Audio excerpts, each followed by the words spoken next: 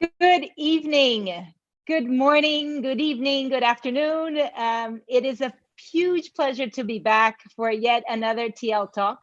Um, Last week, we didn't have our weekly TL Talk as we were celebrating 4th of July holiday. So I have to say, I miss this. It's a huge pleasure to be back. It's my favorite day of the week.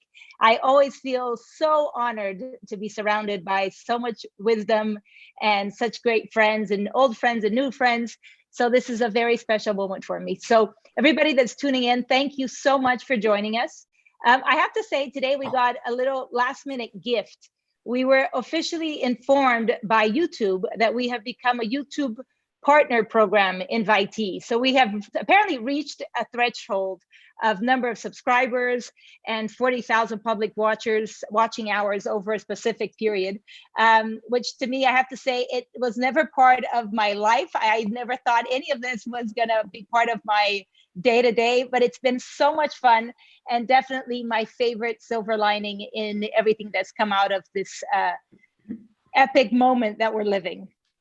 So for those that do not know me, my name is Tina Lira. I am the founder and owner of TL Portfolio. TL Portfolio is a representation and communication company. We have offices throughout North and South America and a fantastic team of 17 women. And we are here today to talk about a subject that I'm very passionate about. And I have to thank Penny, who helped me put this all together. But I think that it's a topic that we're all thinking about and discussing, or at least having it echo in our minds, which is the topic of connecting the value of travel with the values of the traveler. And when I was thinking about this topic, I kind of bumped into a speech from J.K. Rowling in 2007, which she did in Harvard. And it was very interesting because she talked about her lifetime story, and she talked a little bit about the importance of failure and of crisis. And somehow she's talking about her life, and I am completely identifying with the period that we're living and how much growth and opportunity comes out of these challenging moments that sometimes you're scared of reaching rock bottom. And it forces us to really identify our greatest passions. It forces us to recognize determination, and it forces us to find the best we have to offer. She talks a lot about that what we achieve inwards will help change the outer reality. And I think this panel has a lot to do with that. We're here today to talk about our most, inner desires and what drives us and how that is going to help us change tomorrow. And I think it's going to revolutionize in a very small way, and hopefully eventually a very large way, all of us, all of our industries and all of our lives. So it's a very exciting topic. I wanted to firstly go ahead and introduce my panel, which I'm so honored. And I'll start with Penny Rafferty. Penny is the head of sustainability for the Australian Tourism Board and the executive officer of Luxury Lodges of Australia. And she has been with them, with the Luxury Lodges, since its foundation, since it started in 2010. And Luxury Lodges of Australia is really what's to help define Australians' experiential travel, a selection of an incredible properties. I think Penny offers incredible talent and wisdom when it comes to marketing, when it comes to communication. She has a vision that I am, always looking forward to spending time with her. She spent 9 years living also in South Africa and in the UK. And I think she's going to give us, beyond all of her expertise in hospitality and communication, I'm very eager to hear her direction as a destination, which I think a lot of us are, curious to hear what is that role and how can it pan, because it's so important in all of our lives. So Penny, thank you. Good morning. It's 9 o'clock in Sydney. So I hope you have your cup of coffee with you. Oh, definitely. I wanted to also introduce Nicholas Clayton. Nicholas is the CEO of Capella Hotel since it's starting in since 2015. He's a visionary, a leader. Most recently, prior to Capella, he was also CEO of operations for Jumeirah Group. Prior to that, president of Viceroy Hotel Group. And he has an incredible career spanning over 3 decades with an incredible foundation and just names that we all greatly admire, such as Ritz-Carlton, Mandarin Oriental, Four Seasons. I told Nicholas that in my career, we were close by. He was kind of over here, and I was trying to claw the ladder behind him. So it's a pleasure, Nick, to have you on the panel, and I look forward to your wisdom in the traditional foundation of hospitality. Thank you for joining us, and very good morning to you. It's 7 a.m. in Singapore on Saturday, so happy weekend. I hope this is a great way to start. Thank you. It's a pleasure. And then one of the big gifts I get from this situation is meeting and making new friends. And David, it's been a pleasure. And I have to again thank Penny for bridging us together. And I've already become a fan. Firstly, David Pryor, co-founder and CEO of Pryor. David had already an amazing career as a journalist. He was noted by Financial Times as one of New York's most connected editor storytellers. He was a contributing editor of Vogue Living and the international editor of Condé Nast Traveler. And in 2017, right after he launched Pryor, he was named by Bloomberg One to Watch as part of the publication's prestigious Global 50, the people who defined business in 2017. And it's an amazing honor. You were honored by Michael Bloomberg, New York's mayor. And I think it's very exciting to have you because you bring a baggage of knowledge of media, and you're now with Pryor, which is a membership club, let's say, creating and crafting some of the most exquisite travel, experiential voyages around the world. And I love the fact that you talked about this high-low, which I want to address here as well. So thanks, David. Lovely to have you with us. Great to meet you. Thank you. A dear friend, somebody I've known for much longer and who I hugely admire. I think Martin, to me, is one of the wisest people in travel. He's a brainy, which I love. He is the president of the Brazilian Luxury Travel Association. He's also the former managing partner of Matueté, which is a benchmark in Brazil, an agency, DMC, and really just a force to be reckoned with. And Martin was part of the creation, the strategy behind that company. And every time I think of anything to do in my life or my business, when it comes to strategy, I go knocking on his door and asking for a lunchtime and going, I need to bounce a few ideas off you. Can you please give me a lunchtime? And then I just feel my whole thing and he'll dissect it and tell me what to do. So Martin, thank you for joining us. As always, love to be close by and in touch. I'm going to start off with a very simple question, and I'll invite you all to talk about your personal lives or your professional lives when you answer this. And Penny, I'll start with you.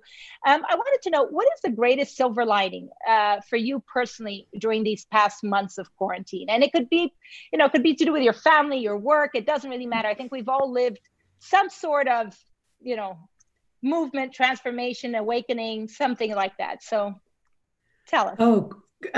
Easy. I live in the Barossa in South Australia. I haven't left here since the 13th of March, and I've had a whole season to enjoy the fruits of my husband's vegetable patch, which is phenomenal.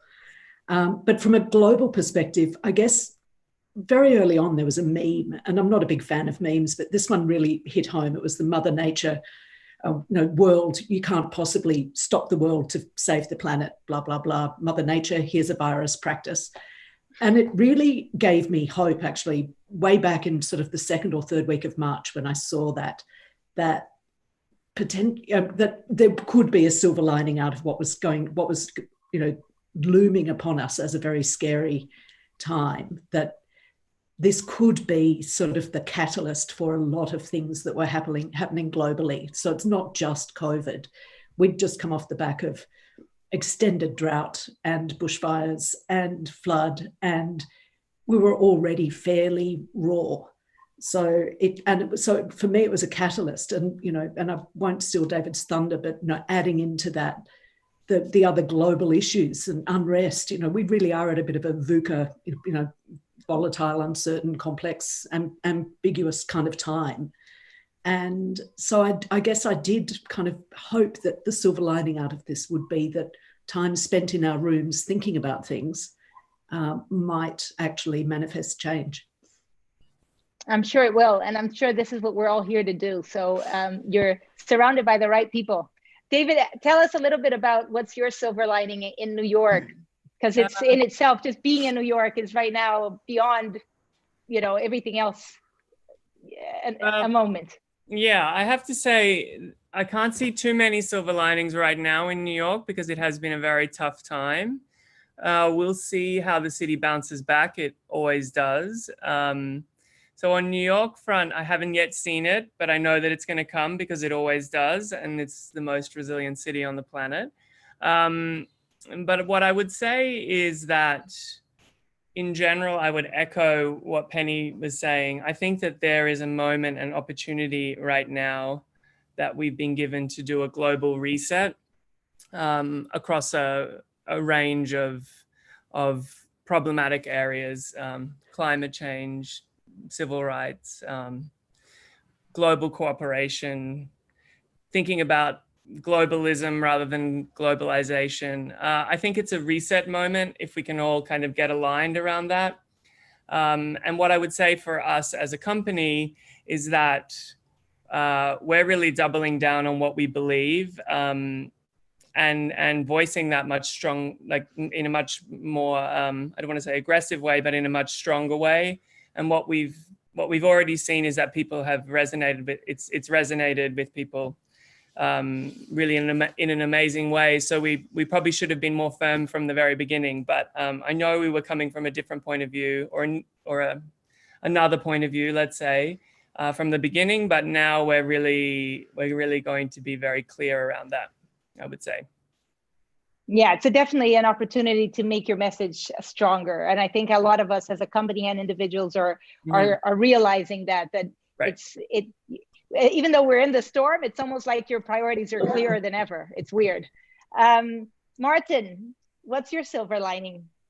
Sao Paulo is not much easier than New York, so. No, well, for me, this year was going to be a sabbatical anyway. I just didn't think it was this kind of sabbatical. I had planned all kinds of trips all over the world, which have had to be postponed. But it has given me two great things, really.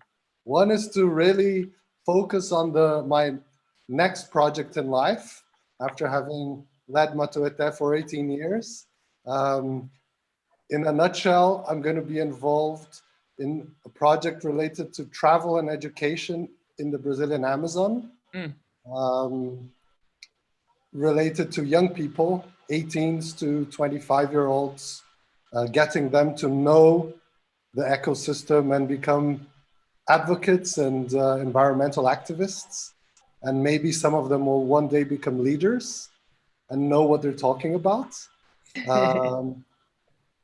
So it has given me the chance to focus on that, really, which has been great. The other thing from a more personal level is that my father has this land about an hour away from Sao Paulo. And I have been deeply involved in learning about reforestation and forestry techniques and growing new things there. And I spend nowadays 30% of my time going there, getting some sun, and actually getting my hands dirty, working on replanting a forest. So that's a beautiful part of my quarantine. Very nice. And it looks like you put all of us on our sabbatical too. When you decided to take yours, you thought, I'll just stop the world while I do this and put everybody with me. Well, I wish it wasn't like that, honestly. Yeah. Listen, Martin, if you're going to have such aspirational answers every time we have a question, this is just not going to work. So Nick, tell us your silver lining in Singapore, early morning Saturday from the future. And Tina, you're making me follow, Martin. That's not fair. So that's unfair completely. No, I had three silver linings. The first one, of course, being the fact that, like Penny, I've had this really intense and long period of time to work from home, and that allows me to spend more time with my wife. And we love our home here. And to be honest with you, it's not a sacrifice; it's a pleasure, and it's just a rare moment. I haven't traveled myself for months and months and months, and that's also very unusual. So it's been a very grounding time for she and I. We've had this wonderful opportunity. The second thing would be family, just generally. I'm calling my family on a much more regular basis, touching base with them, engaging with them. And it just comes from the fact that, in a time of uncertainty, it's really helpful to try to, do your role more effectively in regards to, parenting. In this case, I have 2 daughters and so forth. So that's also good. And the final thing is probably around the fact that the paradigm shift around working from home.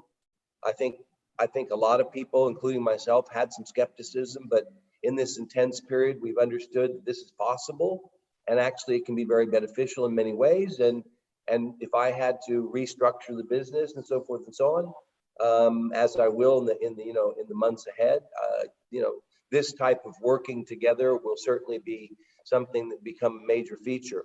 You also you kind of diminish your resourcing in a year like this because your revenues go south very quickly, and you learn to figure out what's really important and how to spend your money going forward from a business standpoint. What did I do in the past? And actually, now that I look at it, it really wasn't of that great a value. Maybe I can reallocate those resources differently in the future. Very much. Yeah, I think we're going to end up being a lot more efficient than we were ever before. And that includes sometimes working from home. You can be more efficient, and it's, don't need to drive so much, and you can start and make better use of your time, for sure. So Penny, I'm going to start with you. And again, Penny's was instrumental in putting this panel together. And really, we brainstormed on odd hours between Australia and Brazil, but it worked. Here we are. And so I wanted you to set the tone, to tell us a little bit about what we can do to help drive the shift in values around travel, not just a short-term shift in behavior.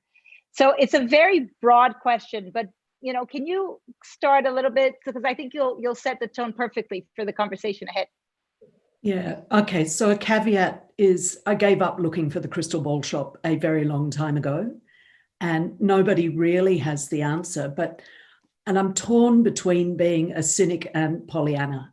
The cynic in me thinks human nature is human nature.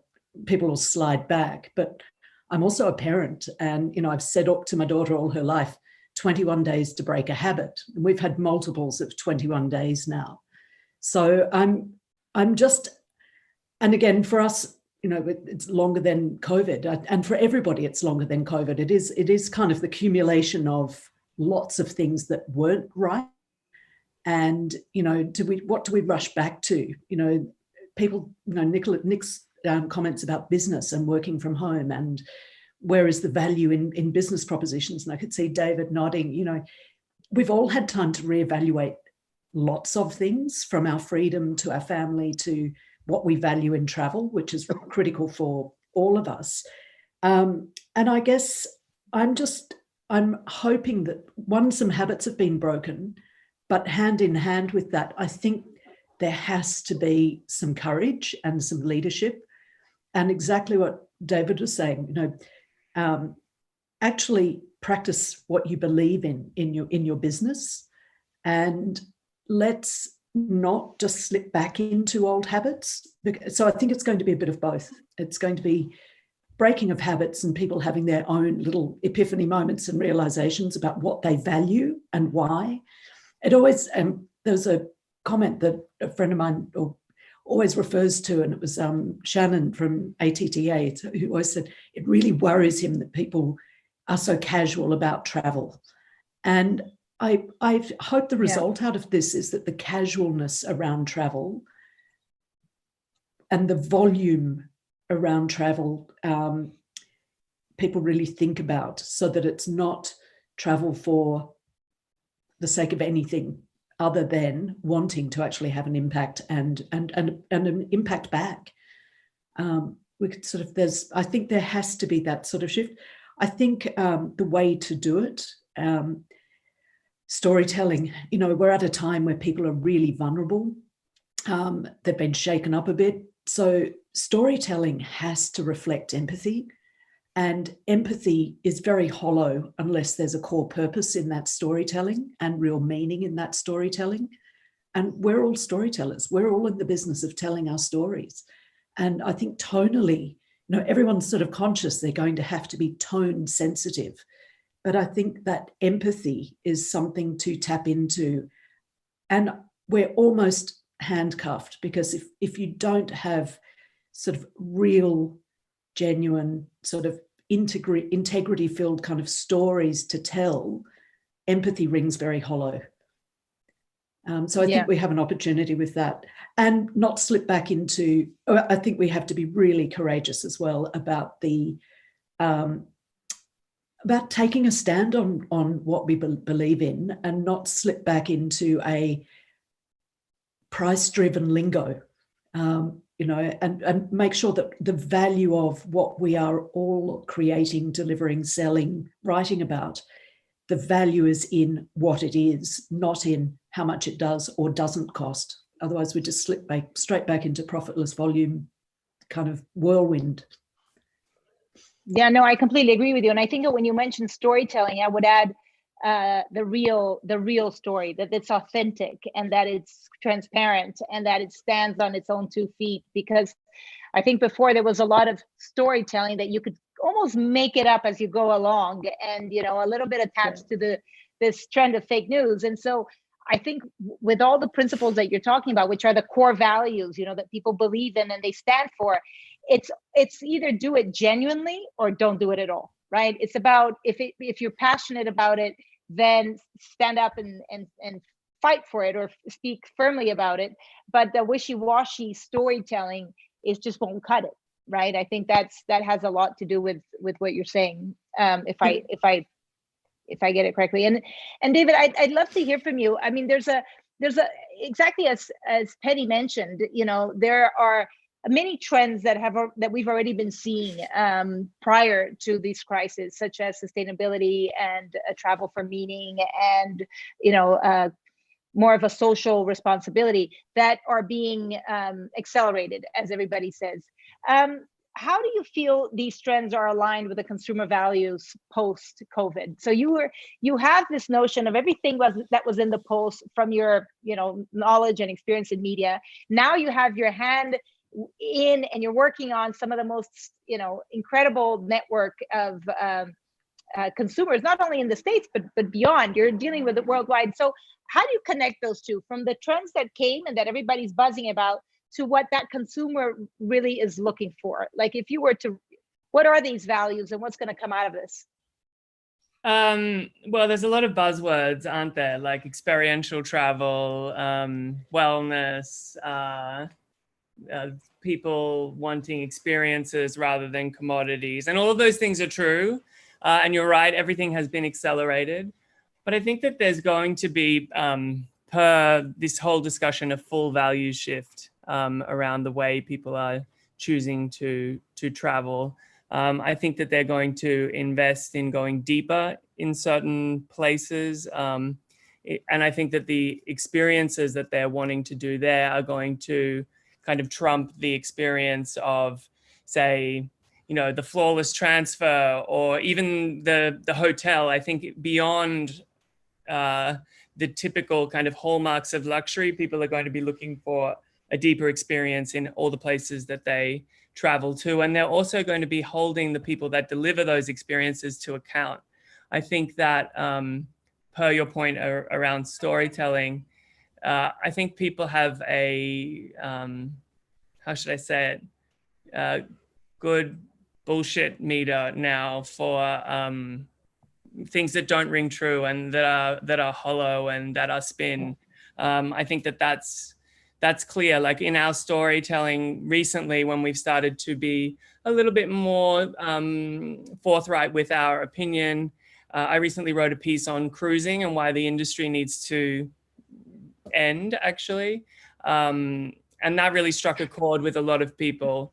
And so, it's something that I always believed, but no one was saying it, because in media, of course, all the advertising pages are paid for by cruising. So, that was completely skewing all the journalists writing about, like you get constantly stories about cruising, but, we know in the industry, the only reason that was happening is because that was where the advertising was coming from. So I think, people know that now, they realize that. They have a radar for what is not real. And I think that it's incumbent upon us to deliver experiences that are really reflective of the place, that serve the people of that place in an ethical way. And deliver something that is rich and representative to the traveler. And I think you talked, go ahead, Martin. I think what you just said there at the end is exactly what I'm thinking, in the sense that travel has always been about me, and I deserve to be on holiday because I've worked very hard and now I can enjoy myself. I think there's going to be a gradual shift of consciousness in understanding that when you visit a place, how can I leave the place that I'm visiting a better place than what I found before I got here, rather than just something related to me and me gaining some bragging rights for visiting a place which is on everyone's bucket list. Right. This has become no longer valid. You just going to a place and just ticking it off, and not really understanding about it is just gone. Or contributing to it. I think Absolutely. as well, one thing I would add as well is that I think that it's interesting the way Instagram, the way people have, how that effect has, what effect that has had on travel. It's the #1 topic, right? Until COVID, and now it's activism and moving forward my thoughts and social agenda. So I'm very interested to see on the other side whether kind of like an Instagram photo of myself in X destination that I saw my 5 friends do over the past 2 years, like box ticking. I wonder if that changes completely, and that it becomes kind of embarrassing to use that platform in that way. So yeah, there was always something kind of false about kind of the created Instagram moment around travel that I think is another thing that I think will potentially change. I'm really curious about that, being an Instagram user myself, but admittedly. You know, when you see a movie from the 60s or 70s and you see someone smoking in an absurd situation, I think that taking this kind of picture on Instagram is going to become a bit like that. You mean like when someone's running? Right. Yeah. That's going to be fascinating to see. Yeah, no, that would be our, the ultimate. And there, that's where I think it's interesting. And Nick, I wanted to bring this conversation because you're the traditional hotelier. You've been through all the big, and important, not all, but many of them. The Four Seasons, Ritz-Carlton, Mandarin Oriental, Jumeirah. It's a great baggage of experience and knowledge and so forth. And when I was reading about Capella and what's unique about it, the story with Holt Schulze and really positioning the company so that even the hotels that are leisure destinations in city destinations have their majority guests from the leisure side, because you don't want to get into that priced business of the which is usually the case on the corporate level. And yet I was speaking with similar to yourself, seasoned CEOs that were questioning if it's going to be viable for hotels not to get into an occupancy, driving occupancy in order to make their hotels profitable or even operational, right? If you're going to open a hotel to have an occupancy that's less than 20 or so %, you might not open it at all because it's going to cost you more to have it running than closed. So, that threshold. And so if you're going to open, you're going to have to push occupancy. So going back to what we're talking on the panel, that we're looking to drive not quantity, but quality, how does this reality actually match up with the true operation of a hotel? Yeah, I would be, it could go on too long if I spoke about other people's strategies, as it relates to getting their RevPAR. If you're in a urban environment and you have 350 bedrooms, you have only one strategy to meet today, and that's drive occupancy. So that's just not the case for Capella. We have it's a boutique size of group. it's also a boutique size of hotel. So we have 23 tents in Ubud, 55 villas in Shanghai. We have 100 bedrooms here in Capella, Singapore. So all of our properties are relatively small and purposely done that way to serve the leisure traveler. The guest room sizes are inordinately generous. The rooms here at Capella, Singapore are 77 square meters. The tents are 110. And do you, yeah, and do you the think villas that are 110. So the space and lack of density is actually playing to an advantage, and the potential of people wanting, to have a little bit more exclusivity in the experience and not be kind of smushed together in great numbers. So just from a physical standpoint, I think our properties are kind of suited to do quite well for people who have the ability to travel at the higher end. I think they'll want, more kind of exclusive headquarters for their stay. And that's kind of the space that we play in. 2 people, a family, people that spend their own money, people that don't mind paying the premium. That's the customer we really want to deal with, not just a commodity-like transaction. So it's just the space we're in. Our size allows us to do that. Clearly, we will suffer until we get, occupancy at a certain level. But we will plan and respond accordingly. And do you think, therefore, there's going to be a shift by hotel, maybe, and I'm just going on with what you said, size, those that have the size that need to drive occupancy, in doing so, will maybe differentiate themselves from the true luxury experience, where are staying true to the experience. Do you know what I mean? Because Sure. There is an economy of scale there, where somebody needs to run a business and others have the luxury of being able to wait and cater to the right clientele. Yeah, I think we're clear about the fact that kind of large group movements, conventions, things like this will be last to regain momentum. And so it's going to be individual travelers. It's going to be purposeful and necessary business travel. And then it's like, like all of us, I'm sure, my wife and I, we are looking forward to planning a trip. I mean, we like to travel. We don't want that to go away. And we're trying to be very creative and thoughtful about it. But when we travel, we are the very typical Capella customer.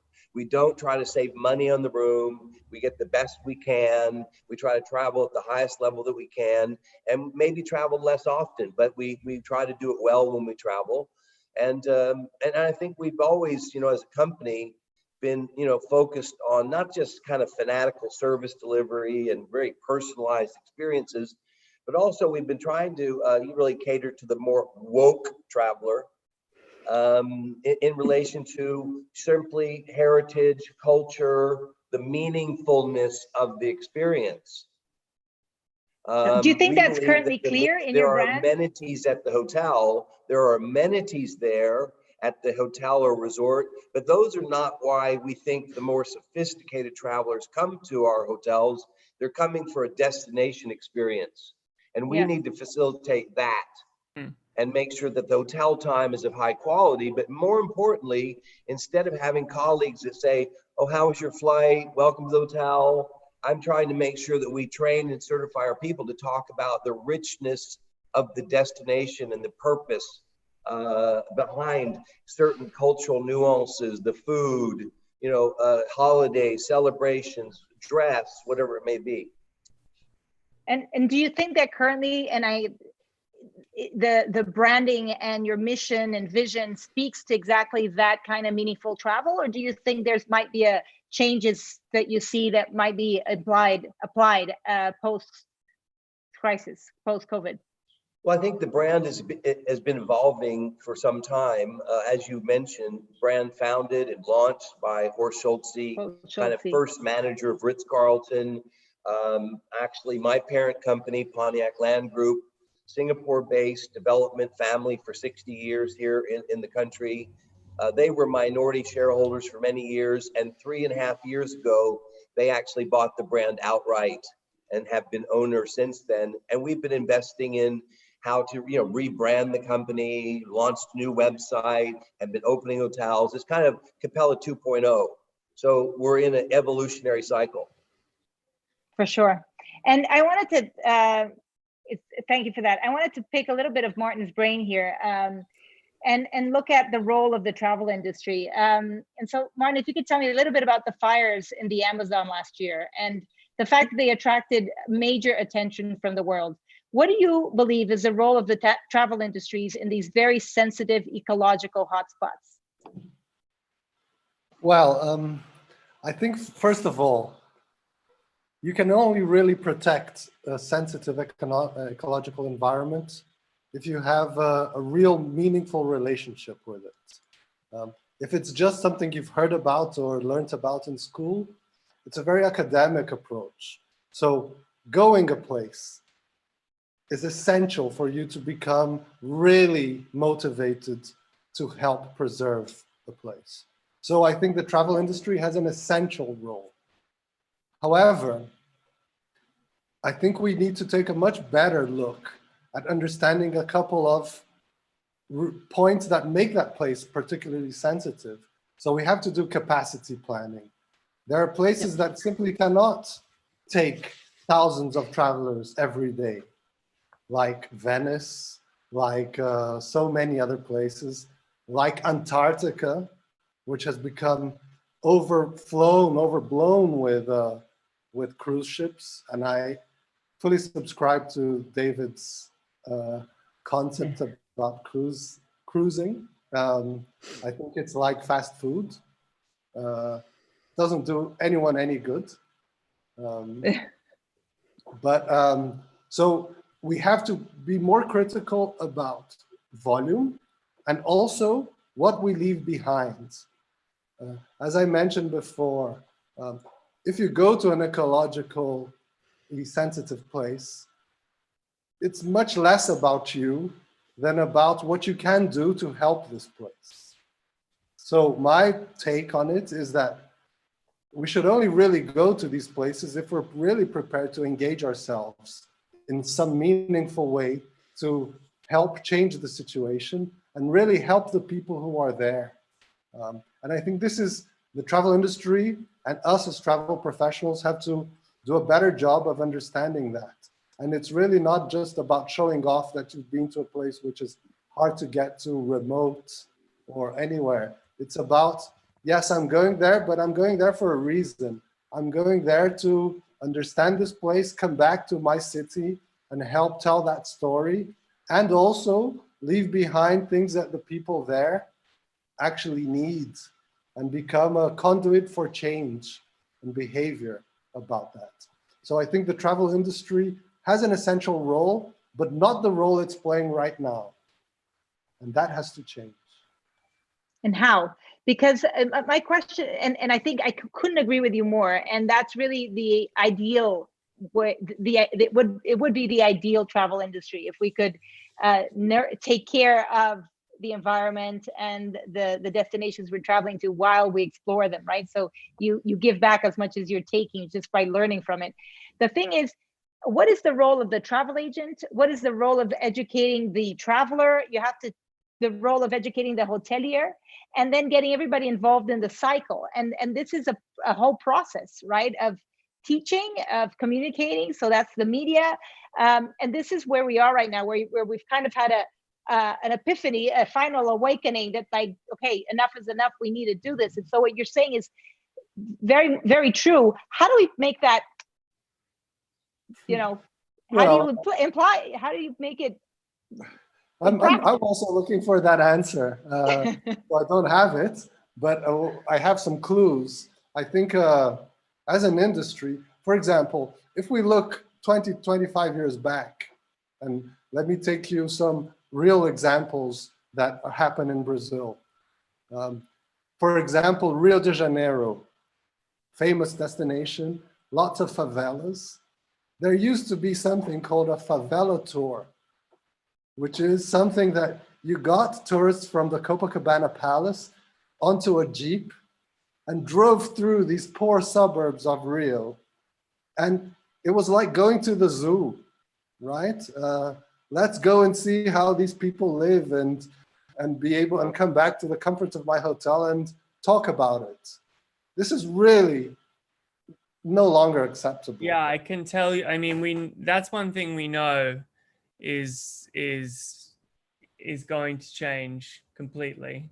I've had so many of those experiences as a travel writer, and then when we design an experience now, it's so important to us that does not exist in that experience, because I see so many operators still doing it like that, and our consumer, the younger consumer, will not put up with that. They won't. That's absolutely something that has got to change and will change. And the operators that don't do that can expect massive backlash. Exactly, and that's exactly it. It all comes from customer behavior changing, then the people in the front of the industry getting it and actually start changing the way they act, and the the people closest to the client actually understanding, having experienced it themselves and understanding the difference of what a drive by the favela is, and rather the difference between that and having a sit down lunch with someone from there to talk about their lives and go through their daughter's marriage album. That changes things, and that changes people, and that's what's going to change. So for sure. That's fundamentally the difference between real and contrived.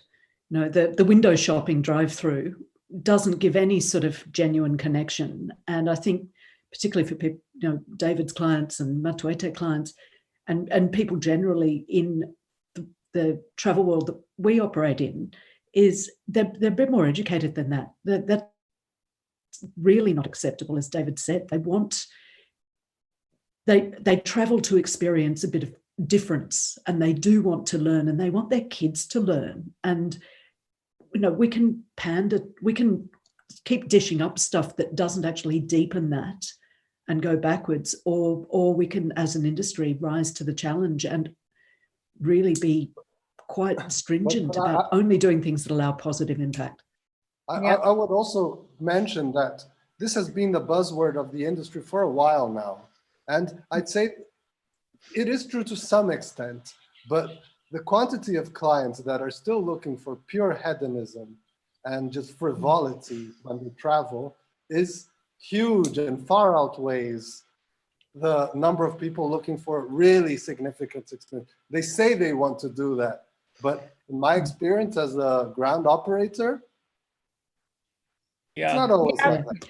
But there is change happening, you know, and I think Gail here that's listening to us, she's commenting, and you know, when the business was, you know, everything was so quick, there was so much business to be had, and everybody's year was going to be bigger than the next year, and where we're looking at volumes of sales. There was a lot of players in the market that were order takers. It was about, you know, just moving people around and cashing it in and making the transactions spin. And during crisis, those, if you're not a specialist, if you don't know this, if you really don't understand this industry, it's probably not where you're going to thrive. You know, it's not, you're going to end up not being able to make ends meet. And hopefully those that are going to take part when we come out of, you know, on the other side of the tunnel, are going to be those that are going to be willing to do their part and educate their clients, and have the media doing their part in educating the clients. And if we all preach and we all tell the same story genuinely, then true movement can happen, right? True change can take place. And I'd love to, exactly the perfect lead into my next question, Penny, to you. What is the role of a tourism board? You know, what is the role of the tourism office when you look at what we're talking about, which is protecting a destination, or the traditional role of promoting the destination? And somehow or another, when you say promoting, it kind of implies quantity, you know, it's getting more people in the gate. And when you say protecting, it kind of means picking and choosing and not letting everybody in the gate. And how does that work as a destination? Listen, I think protect and promote aren't mutually exclusive. I know for Tourism Australia, it's in our charter. We're governed by an act, and one of the remits is to foster a sustainable industry. So as well as promote it. And, our mission is to invite people to come and enjoy, experience the Australian way of life. So absolutely the two can be together. I think though globally, growth has just been that measure that has dominated everything else for so long. And even though economists since the late 1920s have been saying infinite growth is just not possible, it's not sustainable, it's not going to work, and it increasingly is acknowledged as growth is not the measure of welfare in a community anymore. So I think weaning ourselves off that addiction to growth being the dominant metric and measuring everything we do in more meaningful ways. And as we come out of this, part of Nicholas's challenge with, or not Nicholas's, but the hotel industry, it's not about more hotels. From a media perspective, so many times I've sat down with media and the first question is, any new hotels? And and there's still so many untold stories and it drives me nuts. And so I don't think it's about growth. I think it is about other measures, and one of those measures has to be the positive impact either on a community, a culture, and absolutely tourism, community culture, and obviously the environment is big one. And they're fairly standard, the 4 Ps and the 4 Cs, people, planet, place, and I've added profit to that. Or the long run, I've got their 4 Cs, community, culture, conservation, and commerce. The 4 Cs go together, and whatever the system is that people adopt, it always comprises elements of place, the people, the economic nutrition into communities, as opposed to disgorge a bunch of people into a place and then run away and not leave anything, not even economic nutrition for the place. That's just not acceptable anymore. And I think tourism boards can play a role. Yes, their job is to promote their destinations, but I think they can certainly play a role in drawing the spotlight to the legacy stories, to the people, the operators. They're a middleman because they don't control the industry. They don't create, but they have to promote.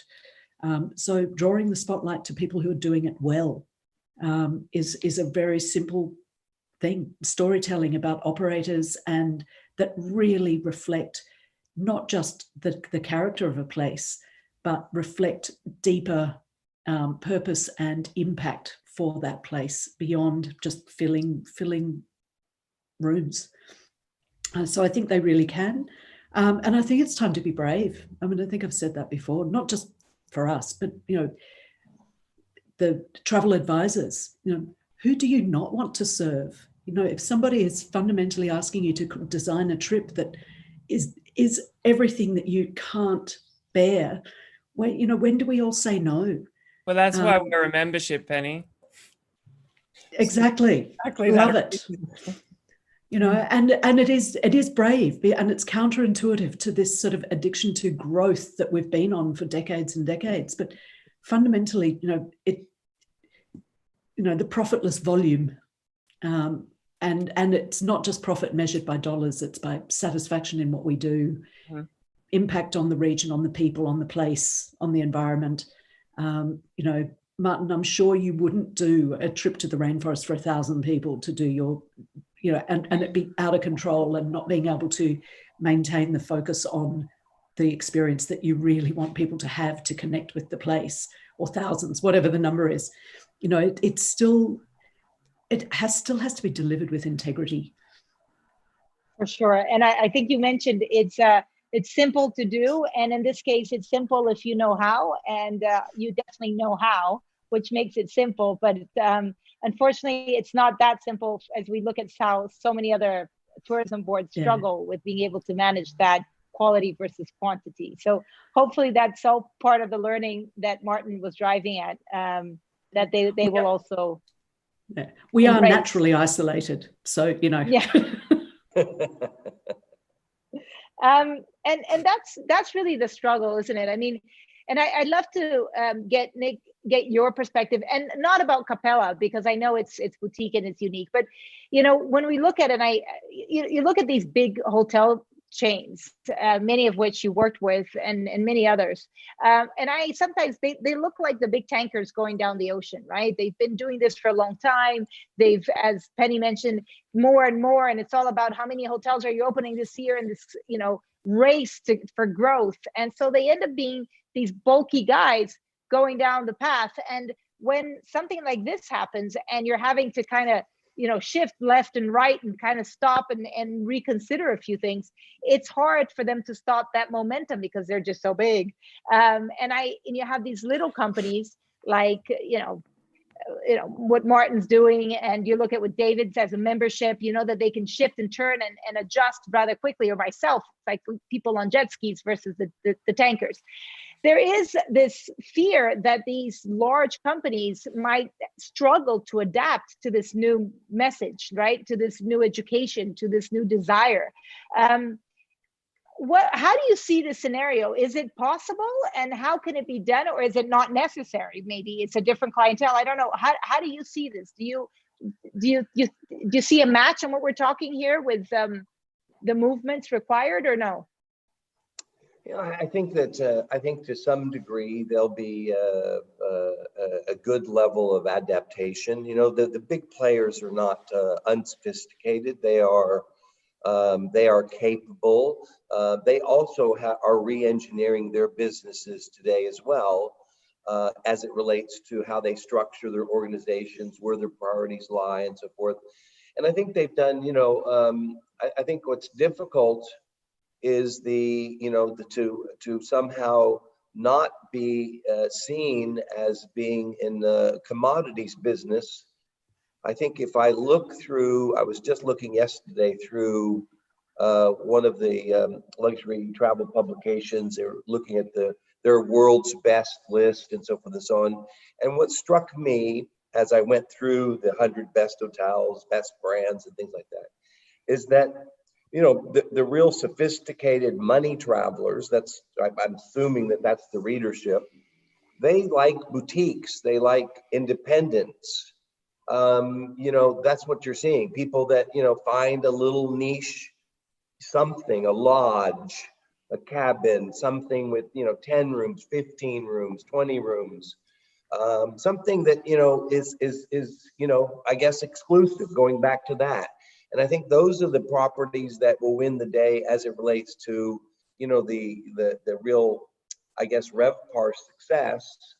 And much of the inventory of the bigger players, of course, is not in that space. They're bigger hotels, many of them urban, and so forth and so on. So this will be interesting because I think that people will travel will generally be slower for a while. It'll put pressure on, just generally occupancy. And so I think, the unique players will win, in a big way when travel returns in a safe and confident manner. And I think that the larger hotels, the ones that are not differentiating themselves, whether that be an independent hotel or a brand, they will continue to struggle because you won't have, as I mentioned earlier, you won't have the bulk. The volume just won't be there because just take the meetings and convention segment, as I mentioned earlier, some hotels just have to have that base of business. Yeah. And without that, they struggle. So there will be a lot of struggling, individual hotel performances around the world for the next few years, for sure. There definitely will be. But I think the larger companies are, they're intelligent people running them, and they will figure certain things out. But it's difficult when you have, thousands of hotels. It's difficult to create uniqueness with each individual business. It's very difficult.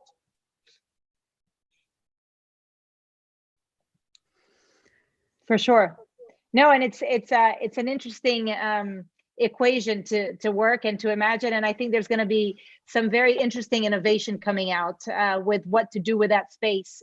Because as you said, the banquet space is going to take a while to come back. So what to do with that real estate, because you're not going to have it empty, right? So it's exciting in a way to see what's going to happen. And I want to actually ask a little bit of a tough question to David. And it's a question that I was asked in a earlier cyber cafe in Mexico. It's a cyber coffee, they call it, where I was invited by a very dear friend, Natalie Baclini. And I'm going to ask it to David. David, and I hope you can hear me because I see my internet's a little bit unstable here. So I'm hoping I'm not blocked and you guys are all perfect. Not being able to hear me. But David.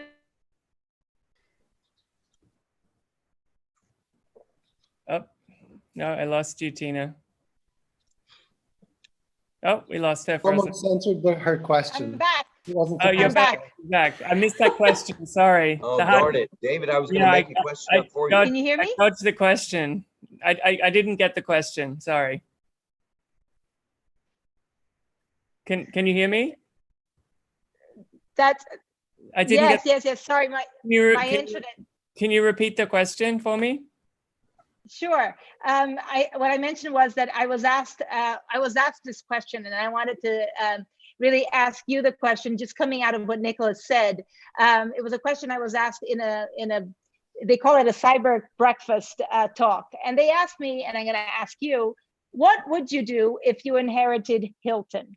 And coming off exactly this conversation that we're having with Nicholas, I wanted to ask the young kid on the block, the wise, experienced media guru, you have the pulse of the young next generation travelers. So what would you do? I'd sell it and I would get out of the travel business. No. I'm kidding. Well, I mean, they probably have what, a million keys, I would say, Hilton probably.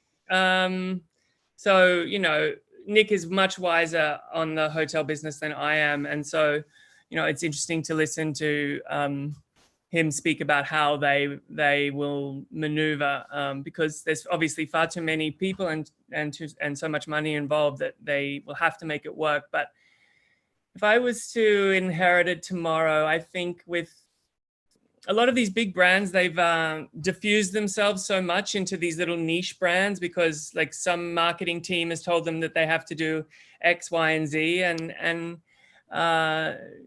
sometimes, I think that they really would need to consolidate those brands firstly, because, you've got these strange little small groups that pop up for 2 years, the X something Hilton and da, da, da, da, da, da, da. But I was thinking about this question actually. And I was thinking if you're going to make real change, and we're talking about sustainability and how a hotel group like that could make real change, maybe you start something very small.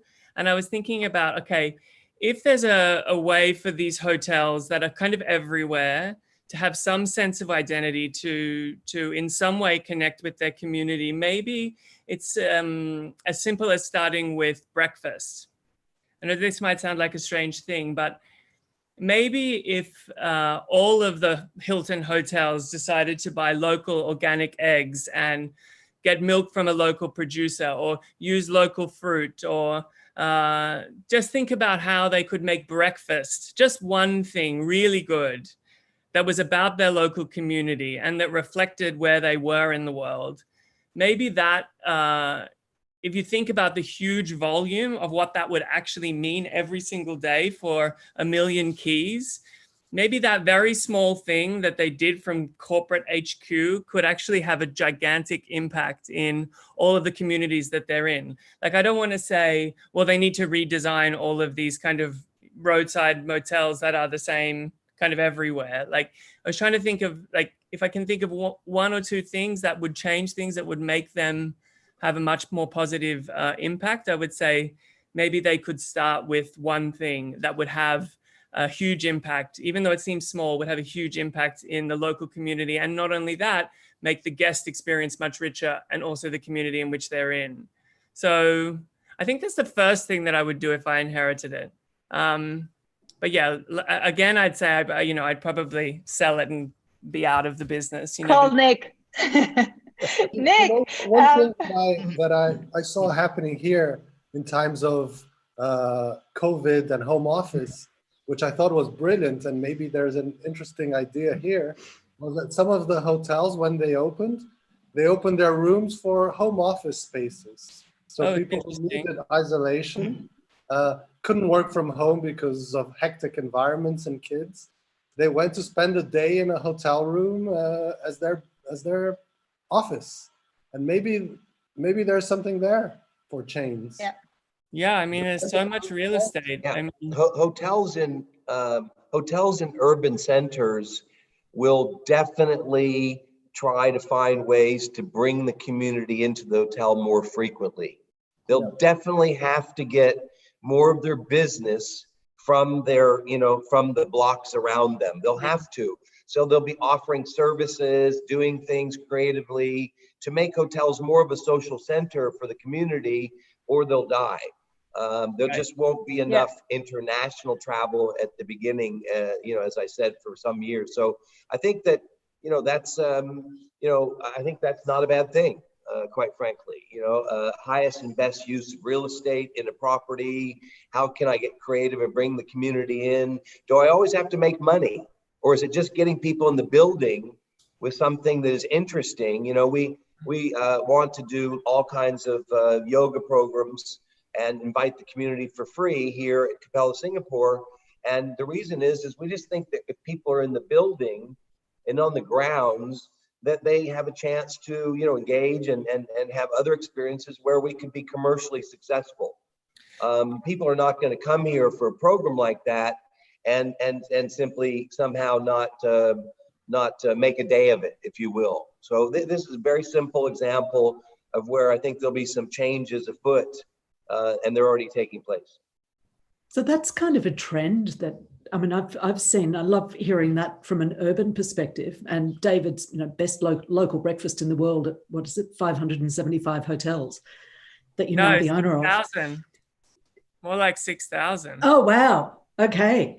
But buying local, I think everybody has been forced to do that. And with that, there's sort of a new appreciation of local and,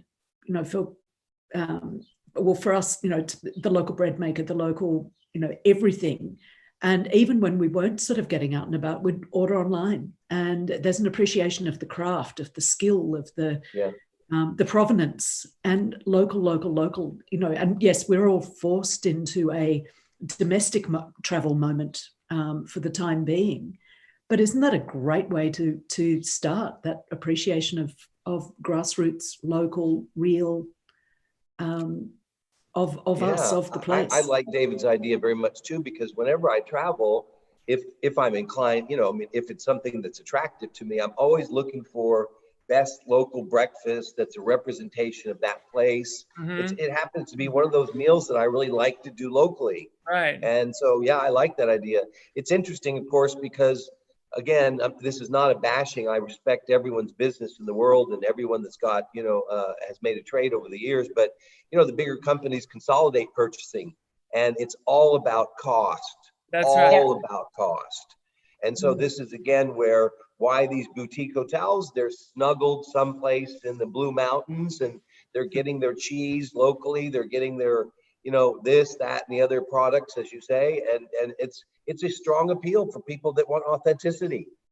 Food is such a huge, how big is food when it comes to travel? It might be like, a huge portion of the experience for people, simply because we have to eat to survive. And so why not do it in an authentic way when you travel? And I think it's a highlight for many people. And this local purveyor, farm to table concept that we've known about for many years, this has just becomes accentuated for sure. If they just bought eggs from locally, it could transform communities all around the United States. Just even eggs, because the volume is so huge. Yeah, and David, you were almost right. There's 971,780 rooms in Hilton till last year. So almost, just wildly exaggerating, but there you go, even bigger than there, well, there you were very, very close. And I think that you're right. and the first thing is to think how scary it is to inherit a cargo ship. But then you realize that anything a cargo ship does has a huge impact. And we talked about diversity.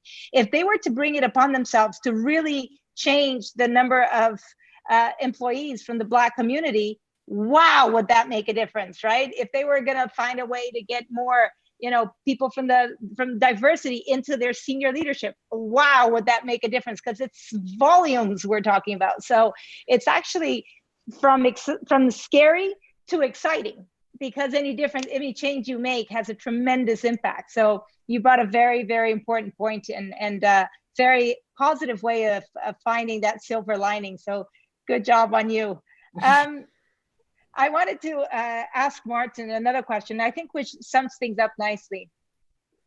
How have you seen the travelers evolve in their quest to immersive experiences that are not designed for tourism? So really going to the heart of what you're aiming and working on right now, rather than immerse travelers into the real life of communities that they visit in Brazil. So really, how does that work? The combination of travelers going to a place that will offer them an immersive experience, but that wasn't built for that. Yeah, I think basically that's the way luxury travel is definitely going to go. I remember when I started my career about 2 years ago, it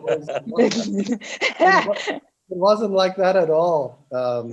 It was really, as we spoke earlier, putting the tourists on the Jeep to go to the zoo and see the favela and see how the poor people lived and come back and talk about it. It was really like a very imperialistic way of seeing sort of how, I guess, the British explorers saw the natives when they went to India or places like that. It's very anthropological, really. Yeah. It was seeing how the natives lived to assert myself of how my style of living is superior to theirs. And I guess that has kind of shifted slightly over the years. And people have started becoming interested in actually going to see other cultures as a way to learn more about themselves, more than anything. And I think the future really is about understanding that we live in a world which is not going very well at the moment. And if I'm traveling, I'm going to a place which I always wanted to visit. It's my job to actually go tell that story and become an advocate. You can no longer go to a place and come back and just brag about it. You have to be prepared to roll up your sleeves and actually do something about it. It can be telling the story. It can be actually helping the people there in a meaningful way, finding ways to actually contribute. So what I saw in my career is that the number of people actually putting money on the table to help whatever they've seen and has touched them, whatever that may be, has increased tremendously. And I think the luxury travel is the place to do it. I mean, certainly the travelers are the ones that have the means to actually change things. And I've seen so many beautiful examples of clients actually putting like a minute amount of money from their perspective, but which has changed the community, even in times of COVID. So for example, maybe you've all heard that there was a huge outbreak of coronavirus in these very small isolated communities in the Amazon. Yes. One of our clients donated, Matueté's clients donated $10,000 to a community he visited.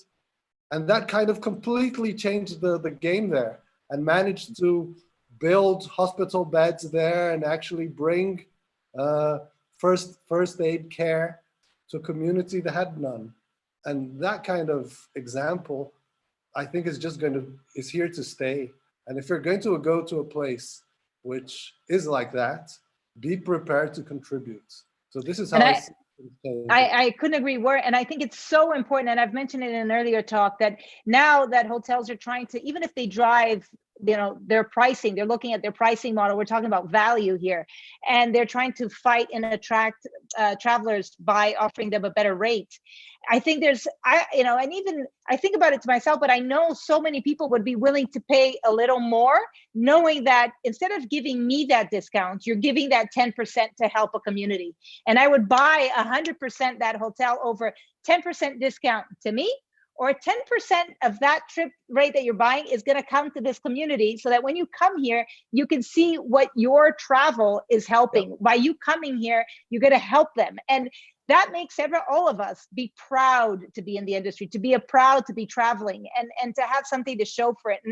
And on just a quick story, the trip, I was traveling 15 days a month, and I will never forget the trip I made to Peru to visit Sol y Luna, which is a beautiful Relais Chateau property. But the hotel exists because it has an orphanage. It exists because it funds and it supports children. And when I went there, I was so involved, and I became a madrina, which is like a godmother to this orphan girl, which we've been taking care of her for the past, 6 or 8 years. And that fulfilled me. It was a trip that I came back beaming. It changed my life because it changed her life, and it was the best trip ever. And I thought, every trip I do, I want to have this feeling, and it's the most fulfilling emotion you can have is by helping somebody. And I think the moment you get a taste of it, for those that have never done it, you get addicted, because as my daughter says, it's so much nicer to give than to receive, right? And I think this is a lesson that hopefully will catch on. And I'd love to end this talk the way I do every TL talk, which is, if everybody were to forget all the beautiful messages and ideas and innovative thought that we're having here, what would be the one message you would want them to keep? And Penny, I'll start with you. If you could share with us your one final message, that would be fantastic. I think that connection between value and values is a two-way street. It's not just one area leading the rest. It has to be based on trust and leadership and a fair amount of courage. So I think, and I do think there's a silver lining out of this, but it's going to take all of us to demonstrate all of those characteristics. I agree. And I'm happy to see we're speaking about a message that's becoming more and more contagious, which is a good thing. If we're going to catch some bug, let it be this one.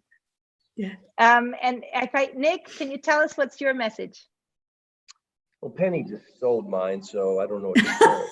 Just kidding. You warned us that might happen, right? That's right. I did. No, I think that, through the dialogue this morning for me, I kind of, what the word that strikes me is just integrity.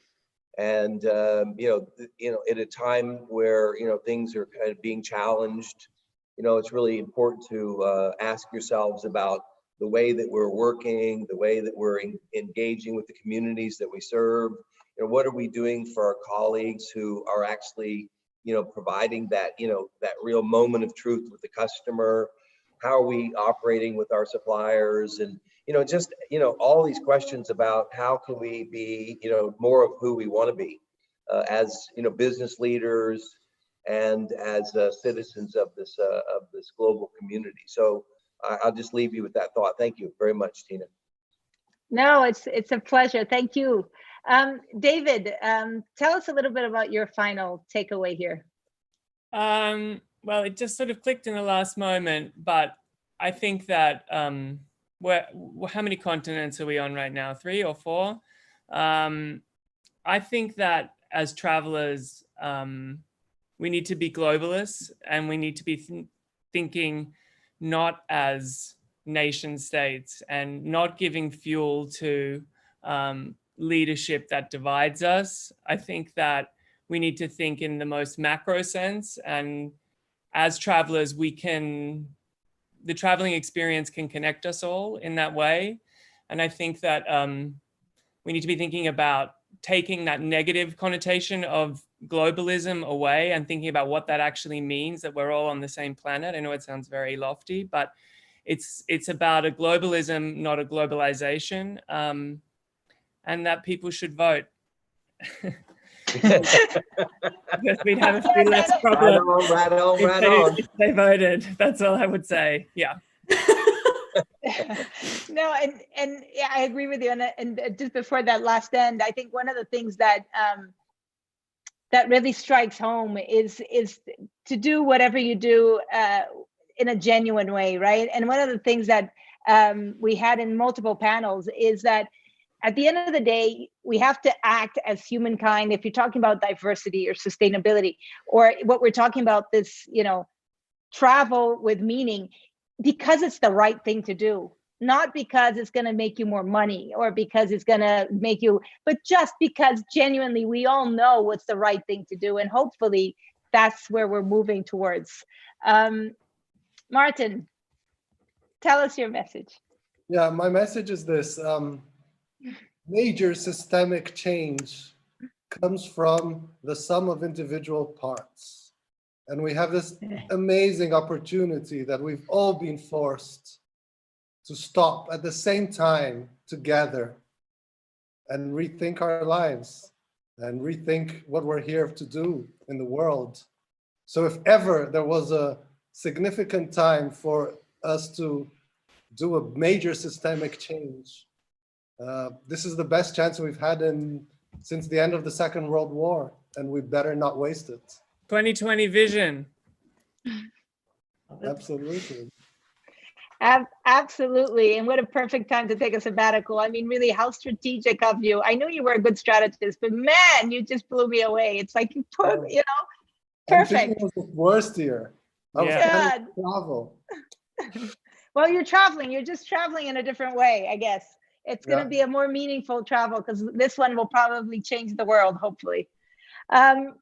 And on that note, I wanted to thank you all so much for agreeing to be on the panel. Every time I'm here, I learn something new. I get moved, and I keep thinking about these panels for weeks on end. So it's so flattering to have all of you sharing your knowledge and your wisdom and your experience in such a heartfelt way and so honest and transparent. And I greatly value it. And I know that everybody that's listening to us value it as well. And that's why they keep listening over and over. So thank you for joining us for breakfast or for dinner or wine. It means the world to me. And again, my favorite silver lining is actually being able to catch up. And they say that in crisis, you learn about yourself, but you also learn about who are your friends and who are the people that you really connect with. And this is for sure a proof of that. So thank you so much. Have a great weekend. Virtual thank you, Tina, to all of you. Thank you, everyone. Bye-bye. Namaste. Bye-bye. Thank you. Bye, Martin. Bye. Bye. So we do need to connect for a glass of wine one day soon. We should. Take care.